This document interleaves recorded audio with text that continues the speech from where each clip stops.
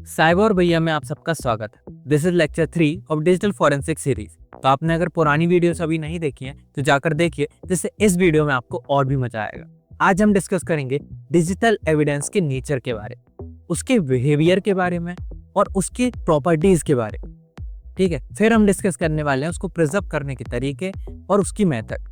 तो वीडियो में लास्ट तक बने रहें और चैनल को सब्सक्राइब कर लें, बेल आइकन को फोड़ डालें, जिससे ऐसी वीडियोस आप मिस ना करें। So let's start the video without wasting time.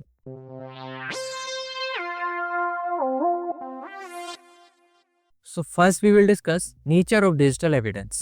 Digital evidence refers to information stored or transmitted in a digital form. तो पहले देख लेते हैं कि डिजिटल एविडेंस का मतलब क्या होता है। डिजिटल एविडेंस एक ऐसी इंफॉर्मेशन होती है जिसे हम डिजिटल फॉर्म में ट्रांसमिट करते हैं। ठीक है, जनरली हमारे पास दो तरह के एविडेंस होते हैं, एक फिजिकल एविडेंस और एक डिजिटल एविडेंस, जिसको हमने पिछली वीडियो में कवर किया है। तो आपने अभी तक नहीं देखा है तो आप उसको एक बार जरूर देख लेना, फिर इस वीडियो में आओगे तो एकदम क्लियर हो जाएगा। सो लेट्स स्टार्ट कि डिजिटल एविडेंस जो है वो एक इंफॉर्मेशन है जो हम ट्रांसमिट करते हैं डिजिटल फॉर्म में। जनरली अभी इतना समझ लो। फिर इसके बाद हम देखते हैं कि नेचर क्या क्या हो सकता है डिजिटल एविडेंस, इसका मतलब व्यवहार क्या हो सकता है। अगर मैं आपके व्यवहार के बारे में बात करूं तो आपकी फिर प्रॉपर्टीज निकल के आ जाती है कि गुड बिहेवियर है, आपको ये चीज़ पसंद है, आपका कलर क्या है, स्किन कलर क्या है, आइज कैसी है, ये सारी आपकी प्रॉपर्टीज हैं जनरली। तो हम ऐसे ही नेचर ऑफ डिजिटल एविडेंस के बारे में अगर हम बात करें तो किस तरीके से इसका नेचर है। पहला, latency similar to fingerprint and DNA. Latency का मतलब होता है डिले। जनरली हमें पता है कि थोड़ा डिले। इसमें क्या होता है कि डिजिटल एविडेंस जब हमें मिलता है तो हम उसको इंस्टेंटली पहचान नहीं पाते नेक्ड आई से, मतलब हम उसको डायरेक्टली देख के नहीं पहचान सकते हैं कि डिजिटल एविडेंस है।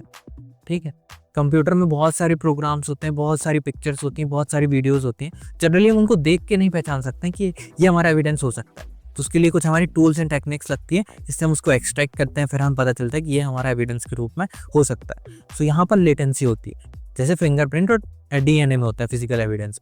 तो फिंगरप्रिंट में क्यों होता है? क्योंकि जनरली हम पता नहीं होता ना फिंगरप्रिंट कहाँ पर होगी, हम दिखाई थोड़ी देते हैं कि ये फिंगरप्रिंट है। हम कुछ डिवाइसेस लगाते हैं तब हमें पता चलता है कि यहाँ पर फिंगरप्रिंट है, तब हम उसको एज एविडेंस लेते हैं। नेक्स्ट हम बात करते हैं ग्लोबल एसेसिबिलिटी की।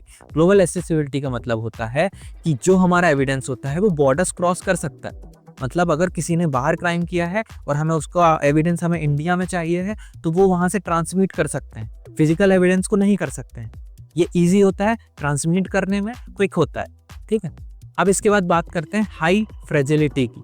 तो हाई फ्रेजिलिटी की मतलब होता है कि भाई ये बहुत नाजुक होता है, मतलब ये बहुत आसानी से चेंज हो सकता है, बहुत आसानी से टेम्पर हो सकता है। मतलब इंटेंशनली आप कर रहे हो या फिर इनइंटेंशनली, मतलब ये ऑटोमेटिक भी फ्रेजाइल है, मतलब ये ऑटोमेटिक भी चेंज हो सकता है, जिसके लिए हमें बहुत सारे प्रिकॉशंस रखने पड़ते हैं। नेक्स्ट है टाइम सेंसिटिव। भाई इसको टाइमली एक्सट्रैक्ट करना बहुत ज़रूरी होता है। ठीक है, आपके पास एविडेंस आया है, आप उसको प्रॉपरली वहाँ से एक्सट्रैक्ट कर लो, नहीं तो ये रिमोटली कोई चेंज कर देगा। हो सकता है अपने आप भी चेंज हो जाए, डेटा करप्ट हो जाता है। तो ये सारी चीज़ें यहाँ पर होती हैं, इसलिए यहाँ को टाइमली उसको हमें प्रिजर्व करना बहुत नीड होता है यहाँ पे। फिर इसके बाद हम इसके आगे बात करते हैं, तो इसको ही डिटेल में हमने समझाया हुआ है कि लेटेंसी का मतलब होता है लाइक फिंगरप्रिंट और DNA, digital evidence invisible to the naked eye and requires specialised tools to extract. ठीक है भाई, इसको एक्सट्रैक्ट करने के लिए हमें स्पेशलाइज्ड टूल्स की ज़रूरत होती है, हम इसे नेक्ड आई से नहीं देख सकते हैं। Example, retrieving deleted files from a hard drive. ठीक है, अब डिलीटेड फाइल्स हैं वो तो हमें वैसे भी नहीं दिखाई दे रही हैं, तो उसको जब हार्ड ड्राइव से हम निकालते हैं तो वो हमारे टूल्स हैं, टेक्निक्स के थ्रू हम निकाल पाते हैं और हम पता चलता है कि एक्चुअल में ये भी हमारा एक एविडेंस हो सकता है। नेक्स्ट हम बात करें ग्लोबल एसेसिबिलिटी की। तो digital evidence can cross borders, ठीक है, इंस्टेंटली कॉम्प्लिकेटिंग लीगल जुरिस्डिक्शन। तो यहाँ पर डिजिटल एविडेंस जो है हमारा वो बॉर्डर्स भी क्रॉस कर सकता है, बाहर से भी इसको मंगा सकते हैं। हम इसका एग्जांपल देखें, cyber crimes committed from another country. अगर कोई साइबर क्राइम अनदर कंट्री में कमिट हुआ है तो हमारी गवर्नमेंट को नीड है अगर डिजिटल एविडेंस की, तो वहाँ से मंगा सकती है। नेक्स्ट है हाई फ्रेजिलिटी, इजीली अल्टर्ड और डिस्ट्रॉयड इवन अनइंटेंशनली। ठीक है, ये आप समझ गए हैं। एग्जाम्पल देख लें, ओपनिंग अ फाइल में चेंज मेटाडेटा। मतलब भाई डिजिटल फॉरेंसिक में सबसे पहला रूल होता है कि जब भी आप अगर सीन पर जा रहे हैं जहाँ पर ये परफॉर्म हुआ है, हैकिंग वगैरह हुई है, तो वहाँ पर जो कुछ जैसा है उसको मत छू। अगर कोई चीज़ ऑन है ऑन रहने दो, कोई चीज़ ऑफ है ऑफ रहने दो। ठीक, सबसे पहले तो ऑब्जर्व करना होता है। तो यहाँ पर भी वही है कि तुमने अगर गलती से फाइल भी ओपन कर दी ना, उसने कोई ट्रिगर लगाया होगा उस पर, तो पूरा का पूरा डेटा डिस्ट्रॉय हो जाए। तो ये चीज़ होती है। अब इसके बाद हम बात करते हैं time sensitivity. Crucial data can disappear if not preserve quickly. ठीक है, तो यहाँ पर भाई टाइम सेंसिटिव होता है, मतलब हमारा वही मैंने आपको जो समझाया कि अगर टाइमली अपन उसको प्रिजर्व नहीं करते हैं तो ये टाइम के साथ चेंज भी हो जाता है, अल्टर हो जाता है, अपने आप गायब भी हो सकता है। जैसे कि server logs that auto deleted after a set period. किसी में 30 दिन का टाइम सेट होता है, किसी में 15 दिन का, किसी में 15 मिनट का टाइम सेट होता है। तो ये जो है ये ऑटोमेटिकली डिलीट हो जाता है। तो इसको टाइम से पहले हमें रिकवर करना पड़ता है। जैसे आपके में डिलीटेड फोल्डर्स और आपके में रिसाइकल बिन जो है, रिसाइकल बिन में 30 दिन तक मोस्टली आपका डेटा रहता है। तो अब 30 दिन से ज़्यादा अगर आप उसको रिकवर नहीं करते हैं तो वो पूरा अपने आप डिलीट हो जाता है। फिर उसका ही प्रोसीजर है, हर एक डेटा रिकवर किया जा सकता है टूल्स एंड टेक्निक्स के थ्रू, बट उसमें हमारा काम बढ़ जाता है जनरली। सो उसको टाइमली रिकवर करना बहुत ज़रूरी होता है। इसके बाद प्रेजर्वेशन ऑफ डिजिटल एविडेंस। अब बात करते हैं प्रेजर्वेशन की, कि भाई ये तो पता चल गया कि डिजिटल एविडेंस का नेचर क्या है, व्यवहार कैसा है, अब उसको प्रिजर्व कैसे करके रखना है, इसकी बात करते हैं। तो evidence you must be preserve as close as possible to its original state. इसका मतलब ये होता है कि हमारा जो एविडेंस हमें मिला हुआ है वो हमें लास्ट प्रोसीजर जब तक कोर्ट में प्रेजेंट नहीं होता है तब तक उसको सेम रखना पड़ता है। वो इतना सा भी चेंज नहीं होना चाहिए। हमारे थ्रू या हमारी प्रोसेसिंग के थ्रू जो हम उसमें परफॉर्म कर रहे हैं, हमारे एनालिसिस के थ्रू कोई भी चेंजेस नहीं आने चाहिए। इसलिए जनरली लोग उसकी एक कॉपी बना लेते हैं, उस पर एक्सपेरिमेंट्स परफॉर्म करते हैं, ओरिजिनल डेटा को एज इट इज रहने देते हैं।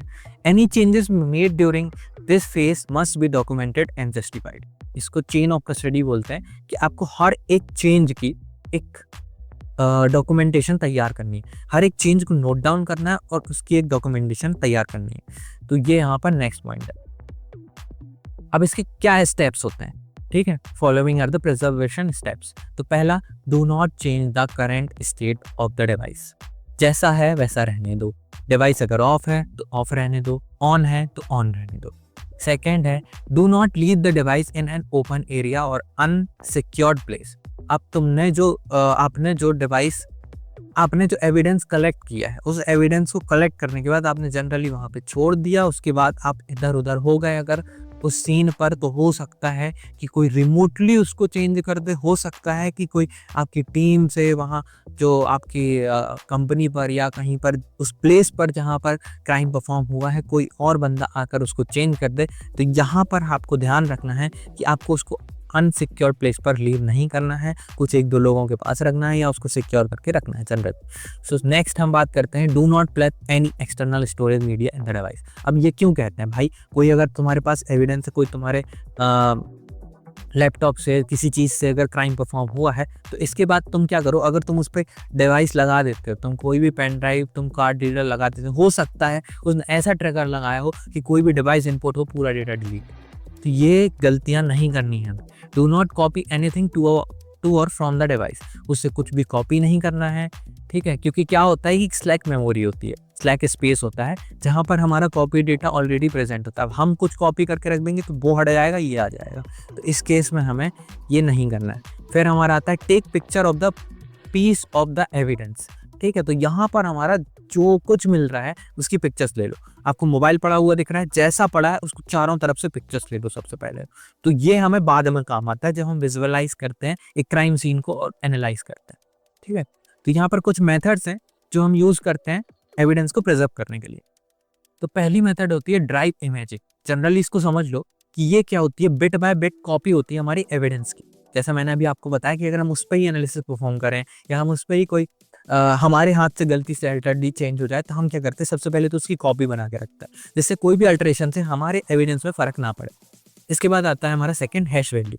ये मेथड होती है हमारी इंटीग्रिटी चेक करने के लिए एविडेंस की। मतलब हमारा कोई भी एविडेंस है, मान के चलिए कि उसकी हैश वैल्यू हमें निकल के आ रही है 1 2 3।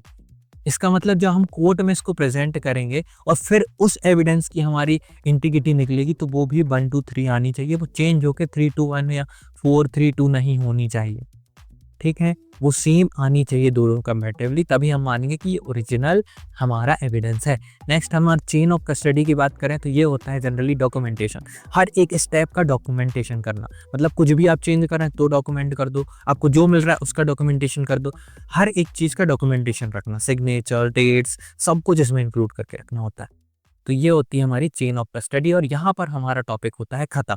तो अगर वीडियो आपको समझ में आई हो, वीडियो अच्छी लगी हो, तो चैनल को अब सब्सक्राइब कर लेना और अपने दोस्तों तक भी भेज देना, और नेक्स्ट वीडियो किस पर चाहिए वो कमेंट कर देना। तब तक के लिए take care, bye bye and see you again.